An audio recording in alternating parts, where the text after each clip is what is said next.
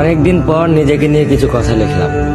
ধ্বংসের দিকে তাকিয়ে মুচকি হাসি দেওয়া অদ্ভুত মানুষ আমি।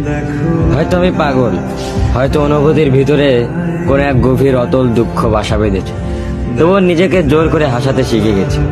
যেদিন ভেতরটা একবারে ভেঙে গিয়েছিল, সেদিনও বাইরে থেকে এক চিলতে হাসি মুখে নিয়ে সবার সামনে দাঁড়িয়েছিলাম। কষ্টগুলোকে আমি বন্ধু বানিয়েছি, একাকিত্বকে আপন করে নিয়েছি। মানুষ ভাবে আমি হয়তো সুখী, শক্ত, নির্লিপ্ত, কিন্তু তারা জানে না প্রতি রাত আমার এক একটা লড়াই। নিজেকে নিজেই বুঝিয়ে রাখি তুই ভালো আছিস, অথচ আমি জানি আমি ভালো নেই। ভেঙে যাচ্ছি প্রতিদিন একটু একটু করে, আর এই ধ্বংস হওয়াটাকে যেন ভালোবেসে ফেলেছি। আমি সেই মানুষ যে হার মানার আগে হাসে, কারণ জানি কান্না দেখিয়ে লাভ নেই। পৃথিবী শুধু শক্তদের মনে রাখে, দুর্বলদের নয়। তাই আমি অদ্ভুত, আমি অনুভূতির আগুনে পুড়ে যাওয়া নীরব যোদ্ধা।